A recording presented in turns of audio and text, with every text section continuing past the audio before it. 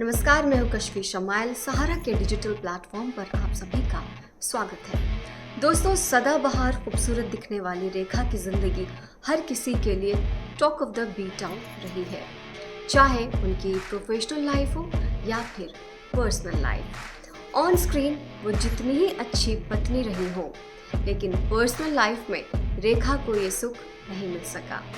रेखा के लिंकअप्स और ब्रेकअप्स की खबरें अक्सर सुनने को मिलती रही हैं।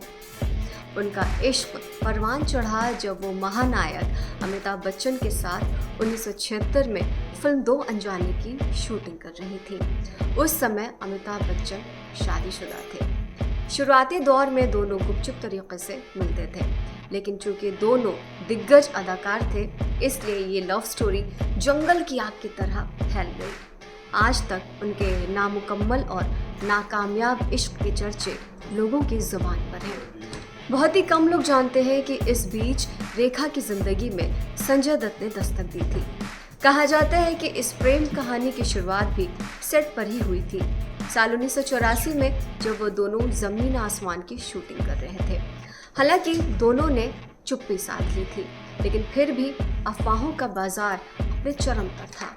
और ये प्रेम कहानी जब संजय दत्त की माँ और अपने ज़माने के दिग्गज अदाकारा नरगिस तक पहुंची, तो नरगिस गुस्से से लाल पीली हो गई और उन्होंने एक कंट्रोवर्शियल स्टेटमेंट दे डाला था कि रेखा पुरुषों को अपनी उपलब्धता के संकेत देती थी। इतना ही नहीं, रेखा को डायन तक कह डाला। उन्हें लगता था कि रेखा अपनी ज़िंदगी में कहीं ना कहीं भटक सी गई हैं और उन्हें एक मजबूत शख्स की ज़रूरत है जो उन्हें सहारा दे। संजय और रेखा के कथित रिश्ते की खबरें शहर में चर्चा का विषय थी। अफवाह फैलाने वालों ने हर दूसरे दिन उनके बारे में नए नए अपडेट्स पेश किए। कम ही लोग जानते हैं कि ऐसी अफवाहें थी कि संजय दत्त और रेखा ने एक दूसरे से शादी कर ली है, लेकिन उन्होंने इस रिश्ते को छिपाए रखा है। हालांकि बहुत बाद में रेखा के जीवनी के लेखक यासिर उस्मान ने उन निराधार अफवाहों का खंडन किया था।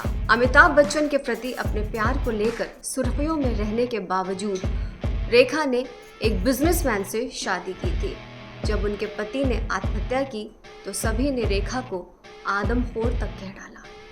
मुकेश क्रोनिक डिप्रेशन के मरीज थे और रेखा को इसके बारे में शादी के बाद पता चला था। 2 अक्टूबर 1990 को रेखा के ही दुपट्टे से पंखे से लटक कर मुकेश ने जान दे दी। इस घटना के बाद देश में जादू टोना जैसी अविश्वसनीय चीजें तूल पकड़ने लगी और रेखा को अपने पति की हत्या के लिए दोषी ठहराया गया। रेखा ने अपने जीवन में कई उतार चढ़ाव देखे, लेकिन इसका असर अपनी खूबसूरती पर जरा भी नहीं पड़ने दिया। वो आज भी यंग एक्टर्स को मात देती हैं।